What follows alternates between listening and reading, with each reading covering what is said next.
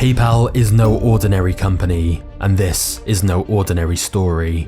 On the one hand, this is one of the most inspiring tales you'll ever hear. How a small group of people in their 20s with no real finance experience went up against big banking and revolutionized the way we send money. But there's also a very dark story here. How a company that promised so much has ended up ripping off its own users and being involved in countless scandals. There are very few companies with as many horror stories and unhappy customers as PayPal. This is also a story about how PayPal faced fraudsters, gave away free money, nearly went bankrupt, and on multiple occasions hatched a secret plot to overthrow their own CEO. And yet, despite all of this controversy surrounding the company, hundreds of millions of people use PayPal every day to send money around the world. And the team behind PayPal have come to be known as the PayPal Mafia, a network of powerful billionaires who are behind so many other huge internet companies, which means there's an extreme amount of power in the hands of a very small group. So, it's time we delve into the truth. Welcome to the insane true story of PayPal.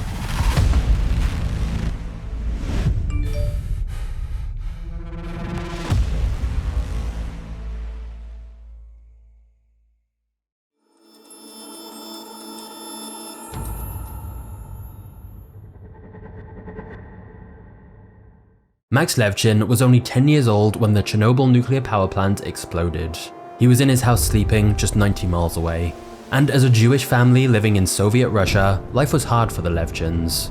So when the Russian economy started to decline in the late 80s, Max's family feared the worst and emigrated to the United States in 1991. In the early 90s, Max became fascinated with a gift he received, an early computer system. Max taught himself how to write and develop programs for it. And throughout college, Max explored ways to use the internet to improve his own life and the life of those around him. Together with some friends, Max wrote and sold 2 separate computer programs, and in 1998, using the money he made, Max moved to Palo Alto in California. Max was hoping to build his own internet company, and this was quickly becoming the hub for young, tech-minded people wanting to capitalize on the dot-com revolution. But one day, whilst trying to escape the intense California heat, Max attended a lecture so he could have a nap in the air-conditioned lecture hall.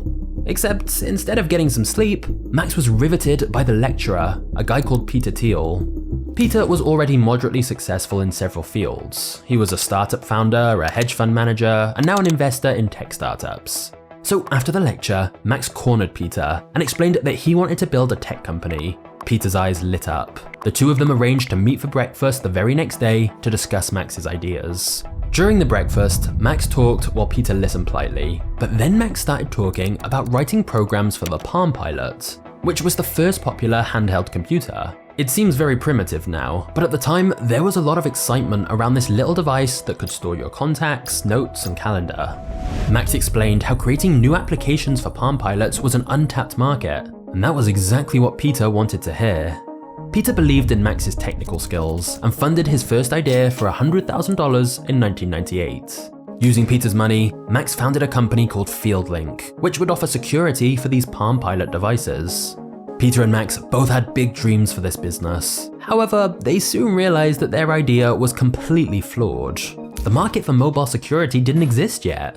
There were simply not enough customers. Not just that, but they soon realized Palm Pilot's parent company had already partnered with another business for their security needs. FieldLink had to change its business strategy immediately. But Max and Peter were still both convinced that mobile computer devices like this were the future. So they began to consider what else they could develop for the Palm Pilot. They wondered, what if you could use the Palm Pilot to send and receive money?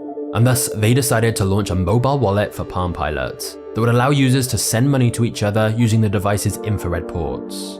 Infrared ports allowed wireless transfer of data between 2 devices within a 10-meter range. And at a time where most people still relied on cash and checks, the idea of beaming money to each other sounded impressive. So now that they had this new idea, FieldLink changed its company name to Confinity, a mixture of confidence and infinity. As for their money beaming program, they came up with a bunch of name ideas: eMoneyBeam, Zappio, Momo, Cache, but they eventually settled on PayPal, which had a nice alliteration to it and could easily be used as a verb, like saying, just PayPal me. So with the business idea and name both sorted out, Peter and Max started recruiting. although most of their hires were people they knew from college. The average age of their employees was just 25. But this camaraderie would later prove crucial to PayPal's success. Peter also knew that investment would be critical for a young startup like Infinity to sustain itself in the initial years. Fortunately, the dot-com boom was at its peak, and there was no shortage of cash in Silicon Valley. With a better business plan, Nokia Ventures agreed to invest $4.5 million into their money-beaming idea. This investment allowed them to hire more people and set up a proper office. But Peter also realized it was a great opportunity to generate media headlines. So rather than Nokia just transferring their investment to Confinity's bank account, they staged a publicity event where in front of the press, Nokia would wirelessly beam the money onto Peter's Palm Pilot. Not only would this make a great news story, it would show the world the potential of Confinity's idea. The plan was good in theory, but the reality was the technology was still unpredictable. The infrared transmitter was notoriously buggy and unreliable. So just days before the event, Max and the team pulled all-nighters to code and repair the 2 Palm Pilots that would be used during the announcement.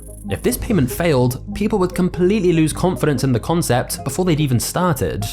But thankfully, the money transfer worked. And it seemed people loved the idea. Well, except for one man. Sitting in his office, this man watched the news story about Palm Pilot money transfers and said, "That's a dumb idea. They're doomed." And that man was Elon Musk.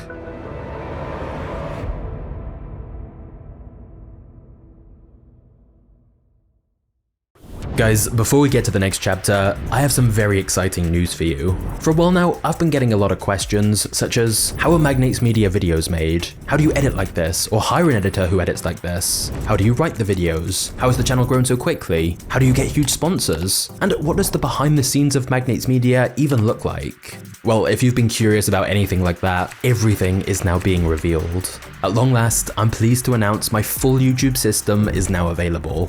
You're going to be able to access everything I know about building a hugely profitable business with YouTube. Literally everything I've spent years learning, all laid out in an easy to follow system. That way, you can create your own documentary style channel like I have, and get paid to make videos about whatever topics you find interesting. I chose business stories because I like researching them, but this system will work for making videos about whatever you want. I lay out everything for you step by step, so you can make your own epic videos, build a huge audience, and get paid to make content you enjoy. Seriously, how insane is that? You can make so much money by making cool videos about whatever you're interested in, and you can do it from anywhere in the world with no boss and complete freedom. Because the beauty with YouTube is that once you know how to make great videos and you have a library of content that people can go back and watch, those videos can be earning you passive income for years to come. Imagine making tens of thousands of dollars per month from videos you made over a year ago. But obviously, the sooner you start, the better. So if you want to learn how you can make videos like this and build your own hugely successful YouTube channel, just click my course link in the description below. I'm certain you're gonna love it, so just scroll to the description now and click the course link. I'll see you there.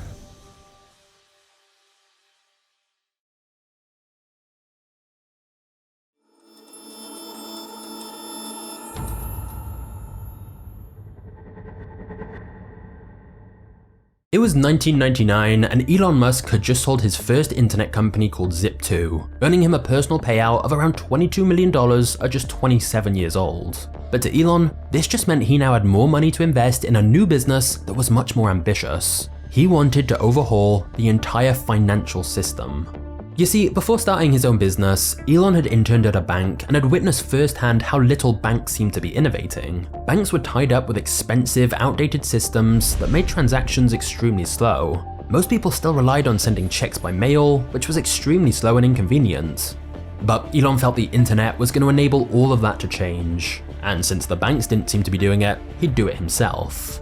Elon saw a future in which all of our financial needs were met by one single platform. He wanted to build a company that would offer savings and checking accounts, loans, insurance, mortgages, lines of credit, mutual funds, and even stock trading, all in one place and all connected to the internet. And thus, Elon named his new business X.com, as he felt this encompassed the idea of a digital superbank that would do everything.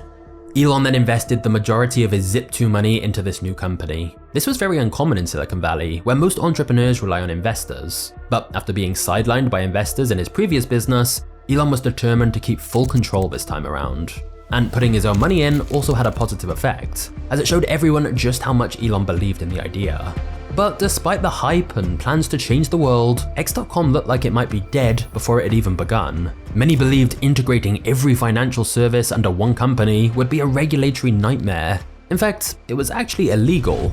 At the time, there was the Glass-Steagall Act, which banned the merging of retail banking and investment banking.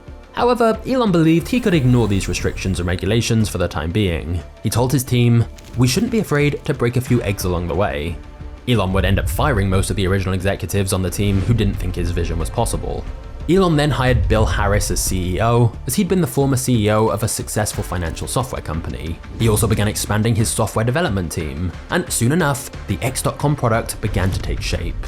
X struck a deal with Barclays Bank that allowed its customers to invest in mutual funds. Another agreement with a community bank meant X.com could now issue checks and print its own debit cards. And this meant if you had an X account with money in it, you could withdraw cash at an ATM. And thus, the X.com website finally went live on November 25th, 1999. Because of all the regulatory issues and red tape, it was nowhere near the all-in-one financial services hub that Elon was envisioning, but it was a start.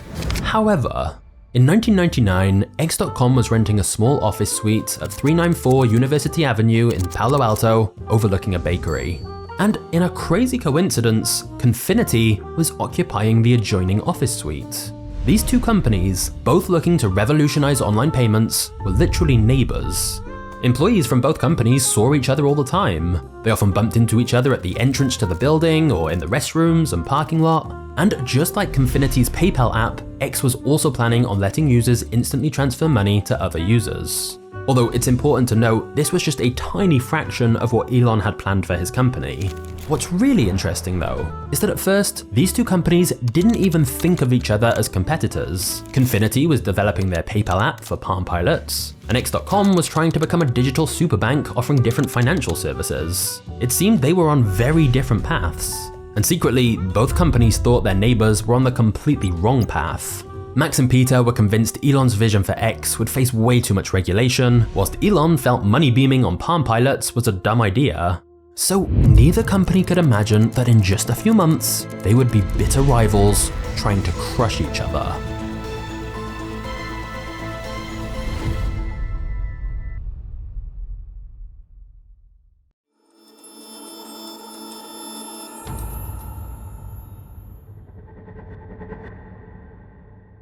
The news story about beaming money from one Palm Pilot to another was exciting, but the publicity didn't get that many people actually using PayPal. There were obvious flaws with the idea, like what if you left your device at home? And not just that, the majority of people didn't even have Palm Pilots. So in a late night brainstorm to try and solve these problems, Max casually threw out an idea. What if on the PayPal website, you could also send money to someone's email address? In his mind, this was nothing more than a temporary solution until they found a better option. Certainly nobody thought this would be a core feature. It was simply meant to be a safeguard for people who forgot their Palm Pilots at home. But then something interesting happened.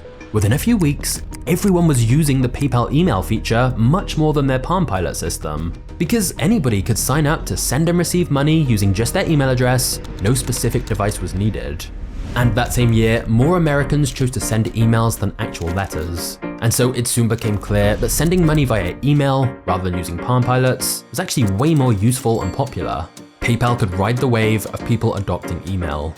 So what had intended to just be a backup plan was actually an instant hit with consumers. PayPal began gaining thousands of users, and this led the team to realize they needed to focus purely on email payments, not Palm Pilots.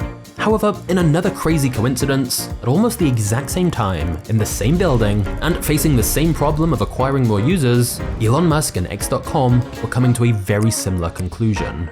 Elon Musk was not remotely excited by email payments. He said, "It's trivial to do a money transfer. It's literally moving numbers in a database. It's super dumb. My kid made one and he's 12.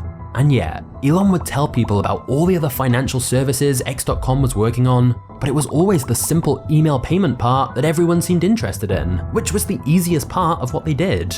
And so, just like the PayPal team, Elon had not set out to focus on email payments. It was meant to just be a small side benefit, but the market clearly preferred this to any of their other features. And so, X.com also began to focus more on sending and receiving payments via email. And thus in late 1999, these two companies in neighboring offices, each with a very different original business plan, had accidentally stumbled into offering the same service, sending and receiving payments via email. And this would begin a bloodthirsty battle that would change banking and the internet forever.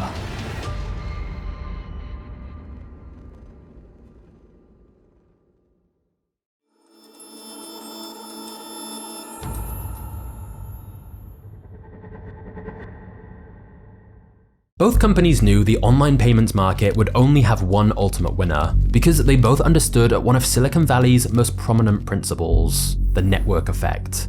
The more people in a network, the more valuable that network is. Everyone wants to use the most popular network, as that's the one where you can connect with the most people. So both companies were willing to throw money at customers in a race to build the largest payment network.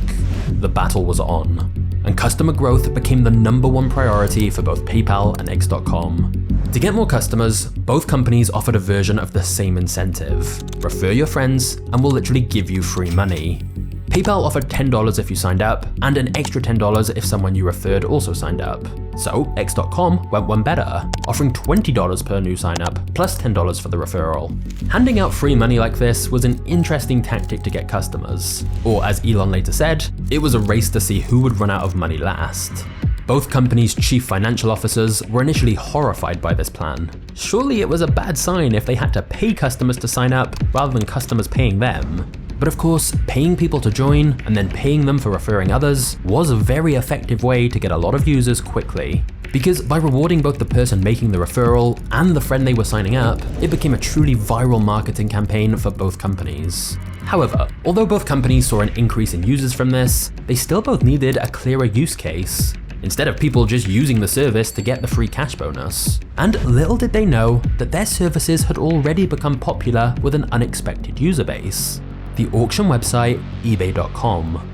By 2000, eBay was a billion-dollar company with tens of millions of users, and eBay's auction model allowed sellers to create listings of items that buyers could bid on. But initially, eBay didn't have a robust payment service built into its platform. And so to complete transactions, buyers and sellers often used cash, money orders, checks, and wire transfers. So PayPal and X.com's email payment services were incredible for eBay users, as it made it so much easier and faster to handle payments. All eBay sellers had to do was create an account on either PayPal or X.com and mention in their auction listings that they take payments via these services.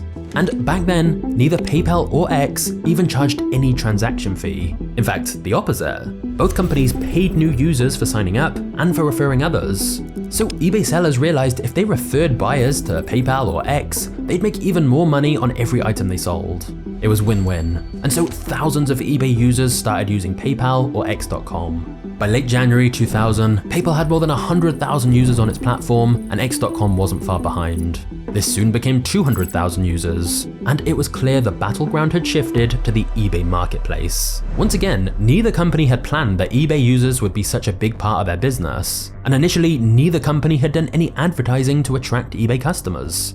eBay users had simply adopted PayPal and X.com themselves because it made sense. But once both PayPal and X realized this demand, it allowed both companies to tap into an existing network where there was a clear use case for their email payment services. And thus, both companies went all in on marketing to eBay users. PayPal created tools and tutorials to help people offer PayPal on their auctions, and days after PayPal started chasing eBay users, X did the same thing. Whenever one of them tried to offer a new feature, the other would always try to quickly copy or improve upon it, both trying to one-up each other in the race to become eBay's #1 payment service. The rivalry began to intensify. The PayPal team brought out a cake with the words "Die X.com" written in frosting, whilst Elon personally sent emails to his team about the need to kill PayPal. Both companies worked tirelessly during this period, literally sleeping under their desks. Everyone was exhausted and being pushed to their limits, but they were also excited to be building something they believed in. However, whilst it may seem that PayPal and X.com were on an incredible growth trajectory, their balance sheets told a very unpleasant story. Because of the sign-up and referral bonuses, along with the lack of any real revenue model, both companies were losing money at a rapid pace. The more users who joined, the more money they lost. For example, PayPal had to pay a 2% fee on every credit card transaction, and was bleeding almost $100,000 every day. To make matters worse, PayPal had promised users its basic service would remain free forever, because their plan was to make money from selling business accounts with extra features.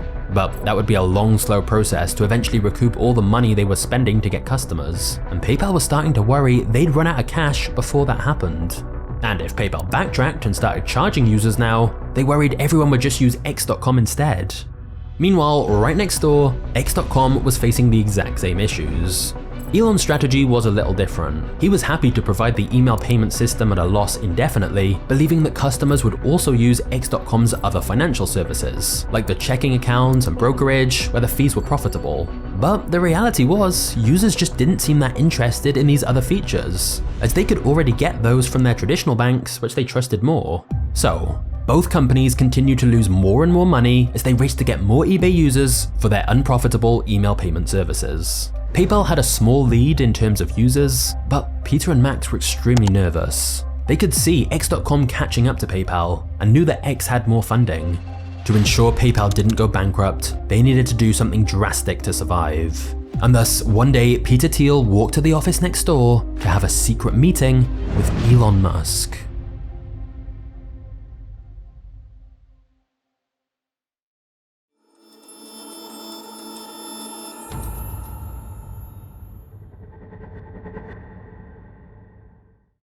Elon was confident that X.com would emerge victorious in this battle. He had more money than PayPal and could raise more if needed, so in his mind, there was no way X.com would end up on the losing side. But Bill Harris, who was X.com's CEO, didn't share Elon's optimism. He thought both companies were spiraling towards mutual destruction. In Bill's view, the online payment market was only big enough for one player, and so he felt the two companies would be much better off by merging together. And thus a meeting was arranged with the two most influential people from both companies, Max Levchin and Peter Thiel from the Confinity team, who were building PayPal, and Elon Musk and Bill Harris from X.com. Despite being fierce rivals, everyone could see the logic of having one dominant payment company instead of two competing companies. However, it's fair to say Elon was not particularly on board with the idea of a merger. He believed that X.com would crush PayPal eventually, and that merging wasn't necessary. But Bill persuaded Elon to at least explore the idea. The mood in the meeting was tense, and it soon got worse. Elon's first offer was that X should acquire PayPal, and that the PayPal team would receive just 8% of the combined value of the companies. This extremely lowball offer shocked Peter and Max, who left the meeting almost immediately. It seemed like the deal was a lost cause, and so the PayPal team pushed harder than ever to gain more users, which of course sent them closer and closer to bankruptcy. But as PayPal's users grew, the acquisition offers from X.com kept increasing. After some further negotiations, Elon eventually agreed to come down to a 55-45 split, which PayPal felt was much fairer. In fact, they were literally ready to agree to the merger, and then the big egos on both sides of the deal almost killed it. Elon made a comment to Max about how he was getting a steal, implying their deal was much better for PayPal. Max was furious by this and left. Max then argued that the only way this merger could work is if they became genuine partners, which meant an even 50-50 split instead. Elon was ready to back out of the deal completely because of this, and continue their brutal fight. But then X's CEO, Bill Harris, dropped a bombshell. He told Elon that if X didn't merge with PayPal, he'd resign. Bill believed it was unclear which side would win, and it'd take a huge amount of time and resources to figure it out, so merging the two companies was the only thing that made sense.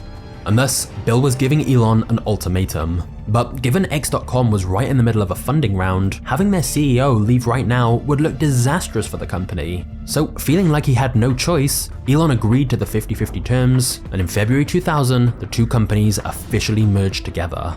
The company kept the name X.com, which Elon loved, but it kept Confinity's PayPal name for their email payment system, as users had become attached to that.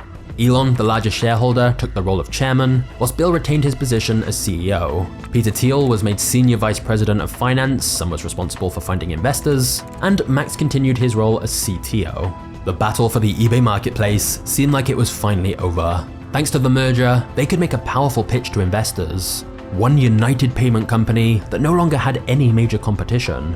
By combining their user bases, they could go on to dominate the entire online payments market. Because instead of competing with each other for customers, they could now focus on other serious issues, like generating revenue and reducing operating costs. And so at first, it seemed everything had worked out perfectly. PayPal continued to attract 12,000 new users per day, and Peter even secured a record $100 million in funding just in time before the dot-com bubble burst and many other internet companies went bankrupt. With $100 million in the bank and a growing customer base of 1 million PayPal users by the end of March 2000, it seemed like the company's future looked very bright. However, the actual reality was very different. Under the surface, several even bigger problems were bubbling up. Firstly, actually merging their systems together was not going to be straightforward. X.com and Confinity had entirely different user bases and websites, whilst X had been built on Microsoft Windows and Confinity's PayPal was built on Linux. Not just that, but internally at the company, the merger meant the business now had duplicates in some roles. Like both X and Confinity had someone who oversaw finance. But now that they'd merged, two people were effectively doing the same job. PayPal was also receiving thousands of customer service calls a day, which it simply couldn't handle. At one point, they literally just unhooked the phone lines, although this resulted in someone thinking PayPal was keeping their money hostage. So he showed up at the PayPal office with a gun to demand his money. After the merger, the company also became much slower and less efficient, with decisions taking way longer, and many employees being unsure who they were even meant to report to. It didn't help that the two companies had been such fierce rivals, and now everyone was supposed to get along as one happy family. The reality was the PayPal side and the X.com side still felt separated, even though they were officially on the same team now. And it wasn't long before cracks began to appear in the relationship between X.com executives. For example, Peter wasn't impressed with some of Bill's decisions as CEO. Bill was keen to end the referral bonus and start charging customers for using PayPal, even though they'd always promised to be a free service. But Peter disagreed, and also disliked that Bill seemed to be introducing more meetings and formality within the company. Eventually, Peter Thiel resigned. Peter's resignation sent a shockwave through the organization, and it was soon clear that Peter wasn't the only one who had issues with Bill's leadership. Both Elon and Max had a lot of concerns about how slowly new features were being rolled out after the merger. Elon in particular felt Bill was focusing too much on PayPal and not on his bigger X.com vision. He also felt Bill was hiring too many executives from traditional finance, the same kind of people who worked at the banks Elon wanted to disrupt. But perhaps most importantly, Elon had never forgiven Bill for the ultimatum that had forced this merger in the first place. All of this, along with Peter's departure, meant that Elon Musk, Max Levchin, and a couple of other high-ranking executives had all come to the same conclusion. They needed to overthrow Bill as CEO. Behind Bill's back, the rebels secretly conspired to go to the board with an ultimatum. Either remove Bill as CEO, or we're all resigning. Since Elon and Max both had board seats of their own, they only had a few other board members to convince. And so, before Bill could do anything about it, he was forced to step down as leader. In May 2000, after a successful coup, Peter Thiel returned as chairman, and Elon Musk retook the title of CEO.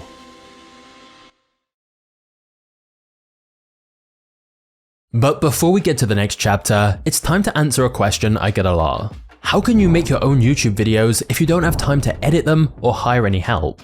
Well, you're gonna wanna know about today's sponsor, InVideo. InVideo AI helps you create and edit videos using simple text prompts. And the AI does the heavy lifting, so anyone can bring their ideas to life. Basically, you're the director, and the AI is like your video assistant to help make it happen. All you have to do is start with a simple text prompt, and it creates the first rough draft for you. And then you can get creative and fine-tune it with any changes you want. And the best part, you can try InVideo AI for free. And if you're serious about video creation and want the paid plan, you'll get the ability to clone your own voice and access to millions of royalty-free video clips that will cost you huge amounts if you source them individually. So this can save you a lot of time and money. Just go to the link in the description and use my code to get twice the number of video generation credits in your first month. So click the link below, and then let's get back to the story.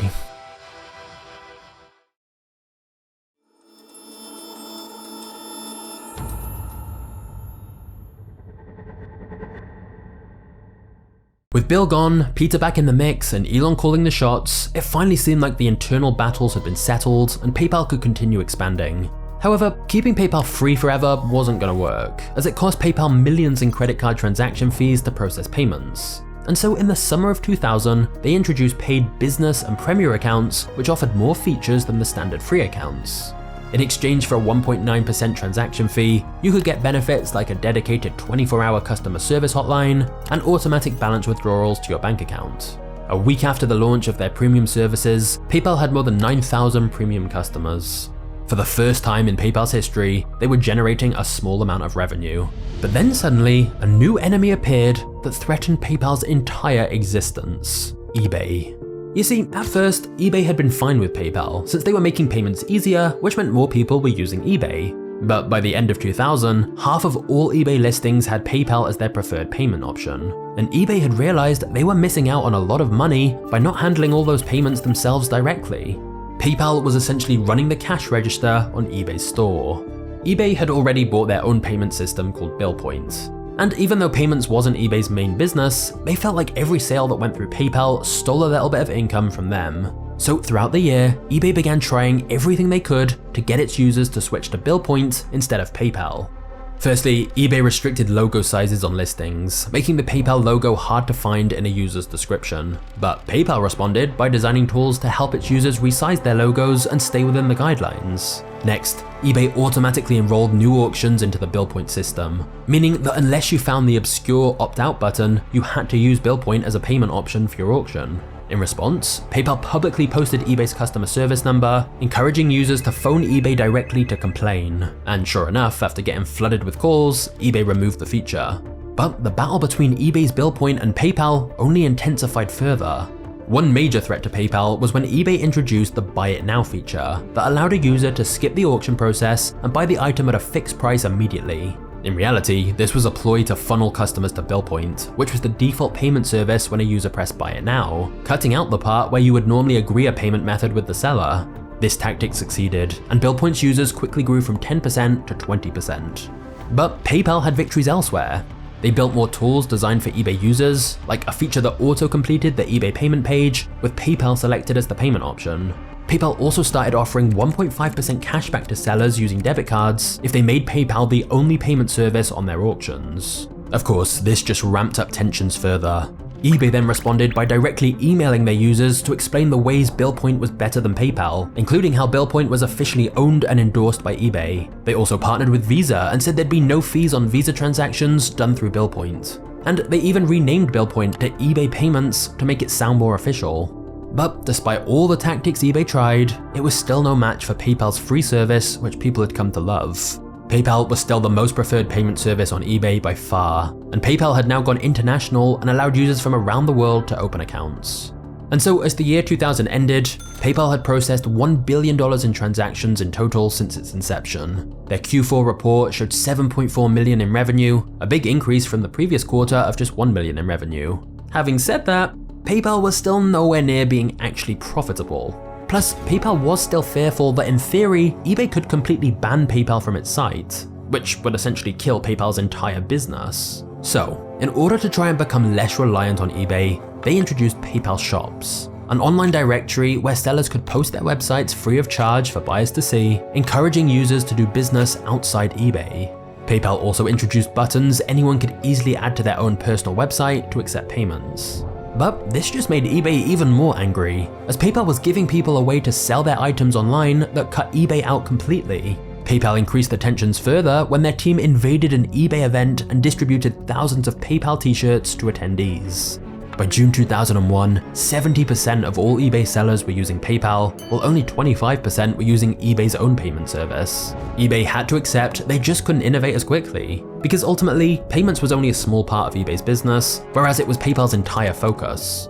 Not just that, but eBay took a more traditional approach to its payment system, like requiring a more in-depth verification process. Unlike PayPal, who were handing out accounts and cash to literally anyone, this would soon cause huge problems. But in the short term, it meant PayPal had less friction and was easier to use, and built up a bigger network faster. And thus, PayPal ultimately beat eBay when it came to payments. And as the CEO, Elon Musk must have been thinking that after winning this battle, finally, things would be a little steadier for the company. Maybe he could now start expanding X.com more with the other financial services like he'd always wanted. But little did he know, within PayPal, whispers were going on behind the scenes. And very soon, he'd be kicked out of the company entirely.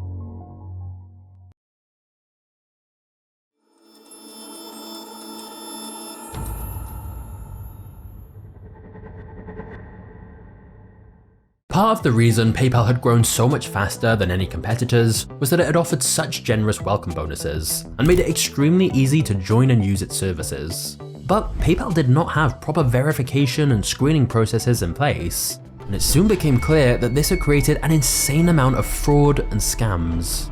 One PayPal employee admitted, "We would be issuing lines of credit to people that either weren't real people or had stolen someone else's identity."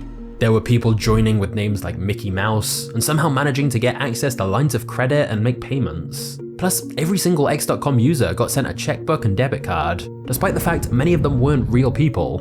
Fraudsters had also written code that could open large amounts of new accounts in bulk, so they could claim the welcome and referral bonuses over and over again. Not just that, but PayPal was being used by shell companies and people with stolen credit cards. Many believed PayPal made it easier for criminals to funnel money around the world, giving it a bad reputation in the media. Scammers would even use PayPal to accept payments and then simply cash the money out before sending the buyer anything. And thus, PayPal was losing a staggering amount of money in fraud and fees, which meant Elon Musk and Max Levchin were arguing more and more often. Max was worried that the amount of fraud could destroy PayPal, but Elon seemed more preoccupied with his original vision for an all-in-one financial platform. In fact, Elon decided to create a newer version of PayPal called PayPal 2.0 that would offer all kinds of financial services in the future, just like he originally wanted for X.com. He ordered his engineering team to stop adding new features and updates to the original PayPal website and start building PayPal 2.0. Many employees at the company were not happy with this sudden change. While Peter and Max wanted to focus on PayPal as their main service, Elon still wanted to create a digital superbank. The tension was made worse by a crucial software disagreement. Elon wanted to use Microsoft, which X.com's site had been built on, whereas Max wanted Linux, which PayPal was currently built on. Elon reportedly suggested they should decide this huge decision over an arm wrestling contest. The truth was, there were pros and cons for both options, and the company was divided, but ultimately, Elon got his way. The engineers spent months rewriting the code to work for Windows, which many thought was a waste of time where they could have instead been working on new features and improvements. And thus, PayPal 2.0 caused a rift in the company and hurt morale. Meanwhile, costs were spiraling, and the business still didn't have a clear plan to profitability. However, perhaps Elon's most controversial decision, the one that completely soured his relationship with Peter and Max, was to kill the PayPal brand. Elon wanted PayPal to be renamed X-PayPal because he believed PayPal was just one of many services under X.com and shouldn't be the company's main focus. He even ordered that all references to PayPal be removed from the website and that typing in paypal.com would instead redirect users to X.com. Likewise, instead of wearing PayPal merch around the office, Elon handed out X-Rocks, t-shirts, mugs, and frisbees. But a lot of the team believed that their customers preferred the PayPal name to anything X-related.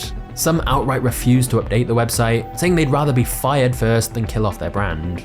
Peter and Max also opposed this decision openly.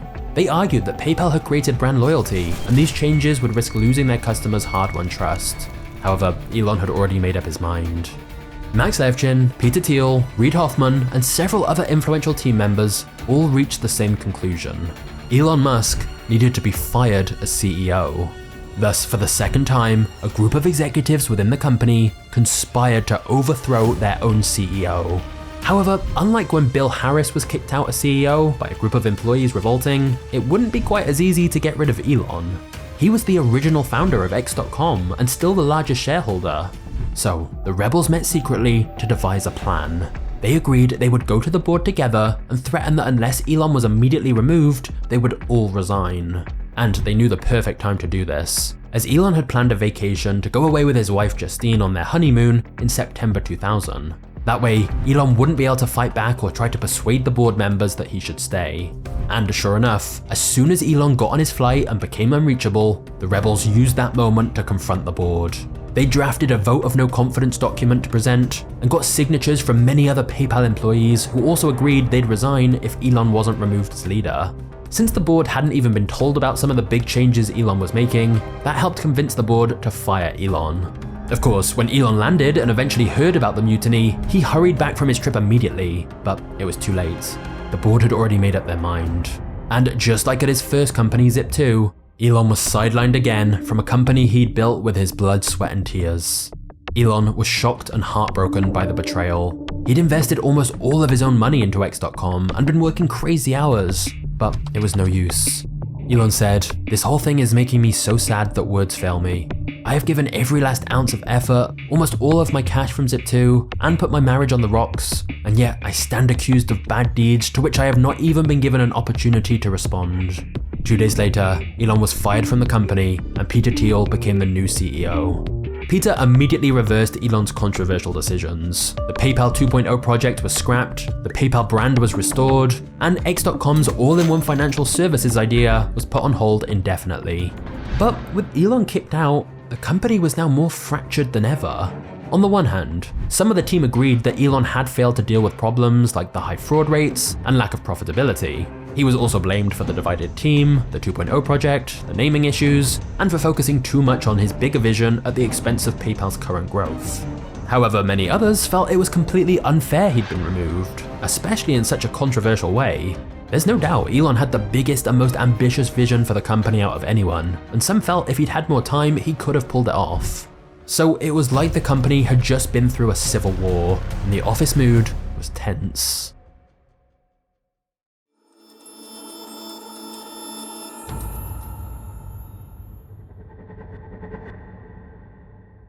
Over the next few months, PayPal's users grew faster and faster. By July, PayPal was processing almost $5 million daily. And whilst fraud had been costing the company millions, Max took it as his personal mission to tackle the issue. For example, one of PayPal's problems was that bot accounts were being used to wire money around the world. At the time, there wasn't a universal way to check if it was an actual human opening a new account. So Max created a system where the sign-up page presented the user with a picture. It was a series of letters and numbers with black lines across the image. To the human eye, it was easy to see the characters, but back then, computers couldn't figure it out, so they wouldn't be able to set up new accounts. The idea became the first popular capture system online, and it soon spread around the internet. But Max's greatest adversary was an anonymous hacker who called himself Igor. Igor opened up countless fake accounts, and every time Max shut down an Igor account, new ones popped up in their place. Igor even wrote to Max, taunting him, saying he'd never be shut down. However, the more time Max spent finding and closing Igor's accounts, the easier it was for him to spot criminal activity. Max realized that most PayPal clients use their accounts in predictable ways. If an account sent money too frequently or in unusually large amounts, it stood out from the normal pattern. So Max wrote programs that flagged and froze suspicious accounts. Using hundreds of variables, its algorithms got better and better at identifying subtle patterns to detect fraud. And ultimately, PayPal's run-in with fraudsters gave it a competitive advantage, as they worked to create complex fraud-fighting tools, essentially becoming one of the first big data security companies. This pushed many fraudsters to attack PayPal's competitors instead. The only problem was that while it solved a lot of fraud, innocent users also sometimes had their money frozen by Max's program. But we'll get to that. For now, PayPal still had an even bigger problem to think about, actually becoming a profitable business. They'd so far been relying on investor money, but that wasn't sustainable forever. Up until this point, PayPal had a freemium model. You could use it completely for free with no transaction fees and just voluntarily upgrade and start paying transaction fees if you wanted some extra features. But eventually PayPal realized this wasn't going to be enough and decided they were going to force users to upgrade and start paying transaction fees. This meant completely backtracking on the promise they'd repeated over and over that PayPal would always be completely free. Some employees internally referred to the forced upgrade as the FU, a recognition that this was the most controversial move PayPal had made. Unsurprisingly, users were furious by the broken promise. One user wrote, "They got us hooked and then started charging. To think I helped promote you, build you up, and then you do this to us? You should be ashamed." The problem for users was that PayPal had wiped out all their competition by initially not having fees. So now, even if users were unhappy, they didn't really have any alternatives. They had to stick with whatever PayPal was charging them if they wanted to keep sending and receiving online payments. It's a classic business trick. Offer something amazing to get market share initially, but then as soon as you have a near monopoly, you can start doing whatever you want. PayPal had lured people in with a great deal, but changed their policy once customers had no real alternative for email payments. Of course, PayPal is not a charity, and so it had to find some way to become profitable. But the fact they'd blatantly broken a promise was a warning sign of the much shadier things PayPal would soon be doing to its customers.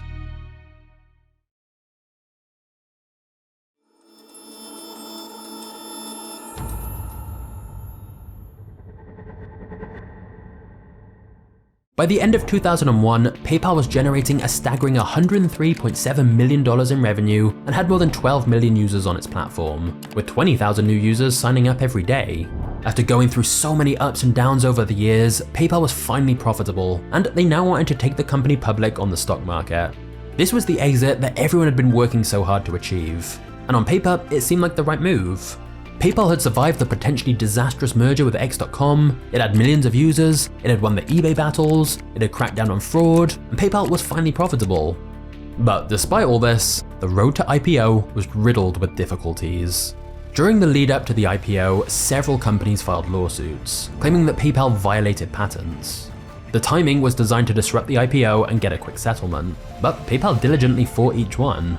Then, just one day before it went public, the Attorney General of Louisiana claimed PayPal didn't have proper state banking rights to make payments, and it would block PayPal within the state. Meanwhile, the Securities and Exchange Commission accused PayPal of violating the quiet period before IPO.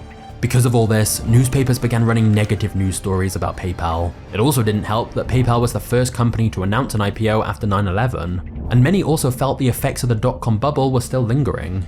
Of course, if investors were worried about the bad press, the lawsuits, the state blocks, plus the general nervousness about investing in internet businesses, this could completely ruin PayPal's IPO plans.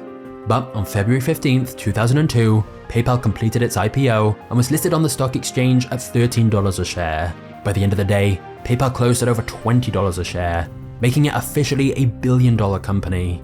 All the hard work of Peter and his team over the years had finally paid off. From a failing startup with 6 employees, PayPal had turned into a fully fledged business with over 750 full-time employees. Everyone celebrated, champagne flowed, music played, and people danced on their desks. Within the Palo Alto offices, it felt like PayPal had conquered the world. But nobody in the office knew that just 2 months later, their world would be turned upside down.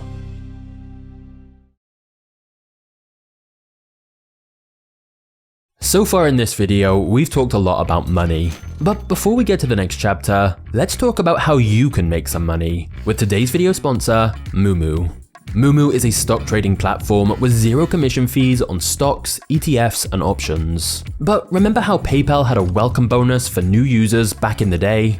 Well, I think Moomoo has an even better deal for new users. If you just deposit $100, you get 5 random stocks completely for free, and these can be worth anywhere from $2 to $2,000 each. And that's just for making a deposit. You also get up to 8.1% interest on uninvested cash, so this really is an amazing deal for new users. Plus, Moomoo is an award-winning stock trading platform with free financial analysis tools that can help you with your investments, and they support pre-market and post-market trading as well. There's also no subscription fees and no account management fees. So if you want to get started right now and unlock those free stocks, just click the link in the description.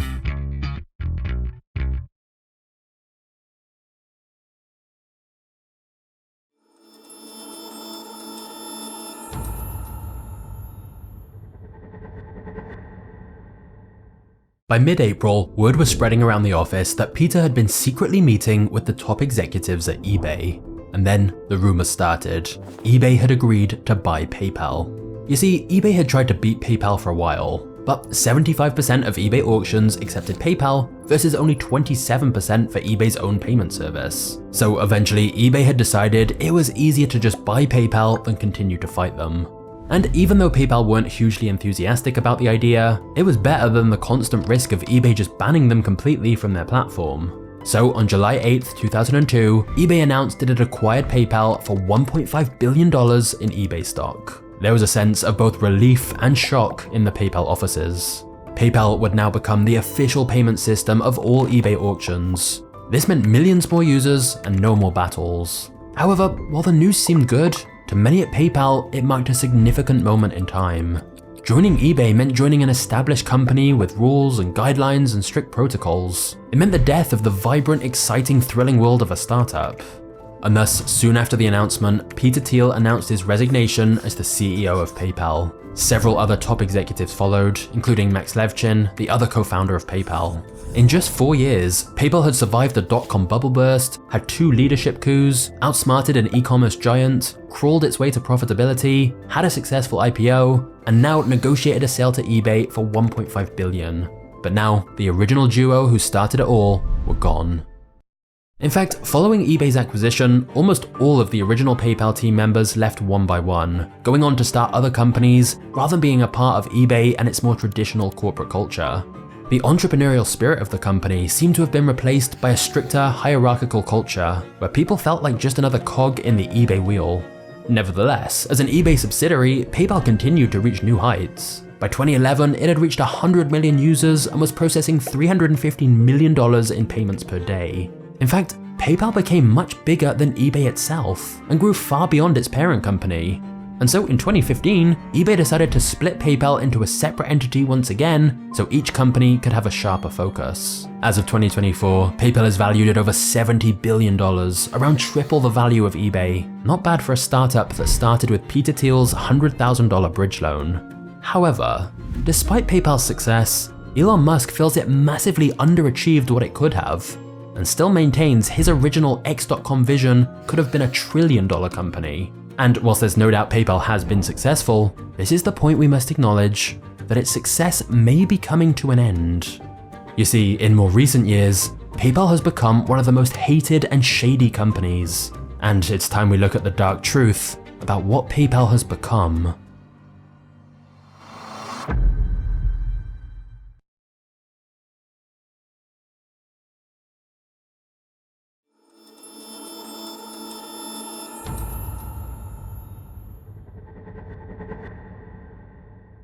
On Trustpilot, PayPal has a shocking 1.3 average rating from around 30,000 reviews.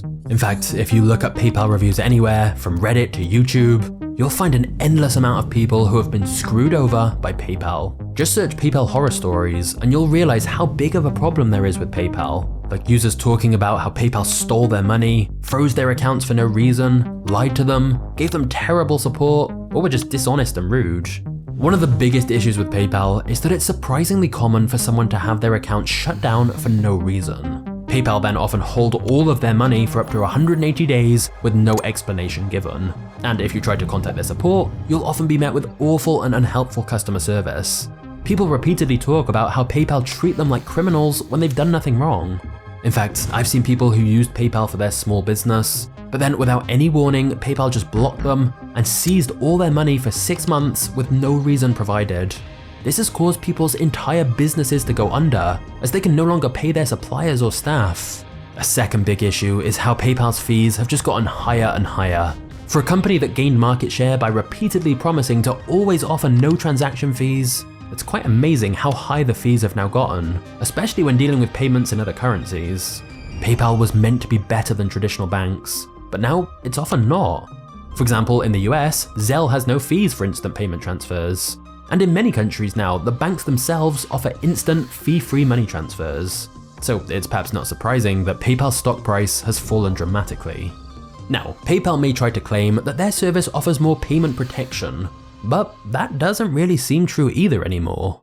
You will find hundreds of thousands of people talking about getting scammed while using PayPal, and how PayPal regularly side with the scammers. I saw countless stories where a buyer or seller had provided clear proof they were in the right, but PayPal made no effort to actually figure out the truth. It's like they just couldn't be bothered to waste resources on it. As long as PayPal got their fee, they didn't seem to care. As well as this, the Consumer Financial Protection Bureau has accused PayPal of all kinds of unethical and illegal practices to rip off customers. This includes signing people up for credit accounts without asking permission, so they got hit with late fees and interest, outright lying about promotions and never fulfilling them, and even just ignoring customer disputes. But just when it seemed like PayPal couldn't get much worse with all the fees, scams, and terrible customer service, it did get worse. In fact, it got pretty dystopian. PayPal updated their policy to say anyone posting misinformation can be fined $2,500.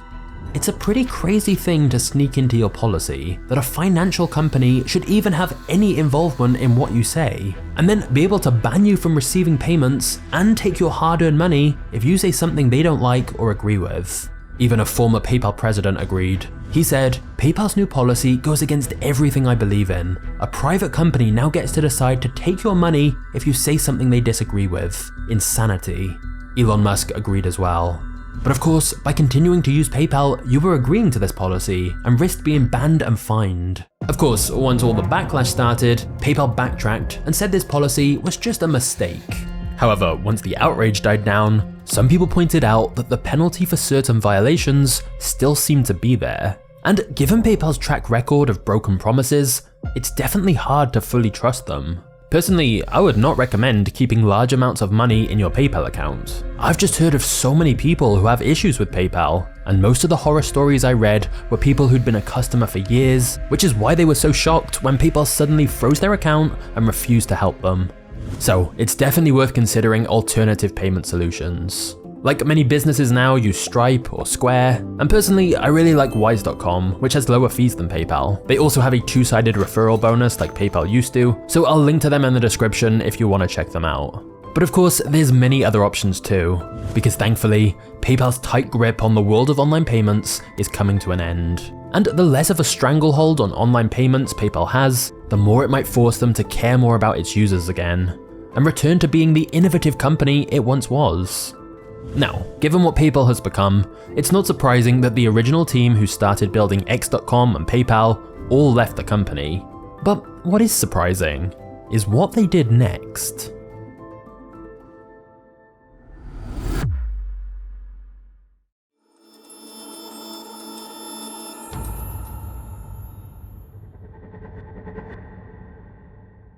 For many of its earliest employees, PayPal became a crash course in how to build a startup. And thanks to the lessons they learned, PayPal employees went on to be involved in some of the world's biggest tech companies. Engineers Steve Chen, Jawed Karim, and Chad Hurley left PayPal to co-found YouTube. Reid Hoffman, executive vice president at PayPal, founded LinkedIn. Peter Thiel became Facebook's first outside investor. Russell Simmons and Jerry Stoppelman co-founded Yelp. Elon Musk went on to build SpaceX and Tesla, fund OpenAI, and bought Twitter, which finally gave him a reason to reuse the X.com domain name he'd bought. And many more of PayPal's team became investors in prominent startups or became high-level executives at major companies. Either in public or behind the scenes, PayPal's alumni have been involved in almost all major Silicon Valley companies. As a result, Fortune released an article in 2007 that nicknamed the group the PayPal Mafia, a reference to how much influence this small group of former PayPal employees has. Meanwhile for Elon, after he was kicked out of X.com, a couple of years later he started SpaceX and said his new goal was to colonize Mars. But in an interesting turn of events, when SpaceX was on the brink of bankruptcy, it was Peter Thiel's investment company that helped save the business, showing that even after everything, the PayPal Mafia stick together and help each other out. This so-called PayPal Mafia has changed how we shop, how we connect, how we learn, and how we live. However, if you want to know the story about the most interesting tech entrepreneur, you're gonna want to go watch this video about John McAfee. Just trust me on this one, you've never heard a story quite like this. Just click the thumbnail on screen to go watch that video now. I hope you enjoyed the story of PayPal, and I'll see you over in the next video in just a second. Cheers.